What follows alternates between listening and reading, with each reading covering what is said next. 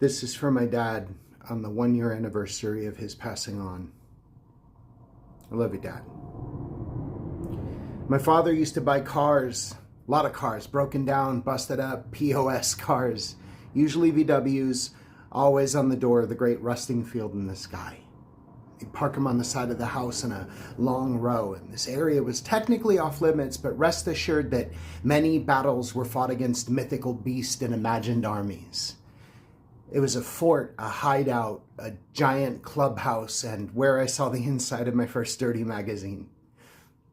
But the landscape was always changing, evolving, this timeline of rust and oxidized paint.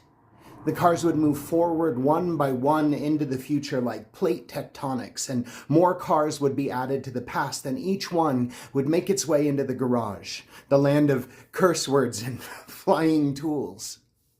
It was in this gladiator arena that smelled less like sand and more like grease that I learned to be a man. Busted knuckles and loud music.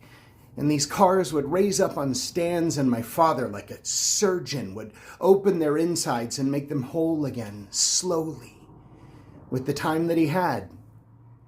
And the cars would heal and eventually purr to life. And then one day, they'd be gone.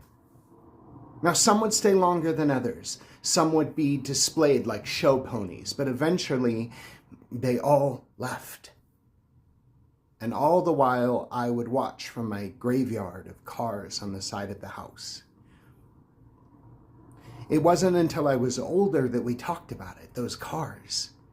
I always thought this was just my dad's hobby. Fixing things. It made sense. Anytime I needed something fixed, from a toy to an angry heart, I'd take it to my father. And I suppose, in a way, it was. I asked him about those cars once. Why did he do it? Did he miss it? Why didn't he keep them? He told me that he never intended to keep them, that in his eyes they were not cars, they were insurance policies, rent, food, emergency house repairs, peace of mind for my mother. And it all became clear.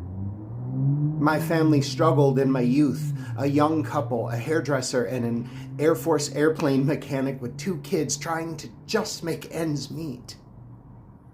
It was this line of rusted cars that made those ends meet. It was bloody knuckles, loud music, curse words, and air heavy with sweat and grease that made those ends meet.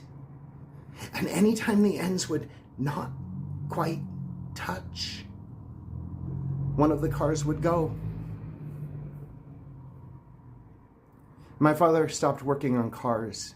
He didn't have to. He and my mom are successful, comfortable, and they worked so hard to become so.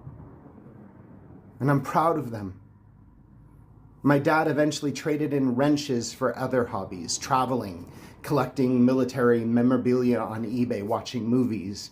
But that row of cars will always live in my heart as the example of what it means to be a good man. My father loves his wife. He loves his family. His knuckles have healed, and the cars, they've gone. But he's still my hero.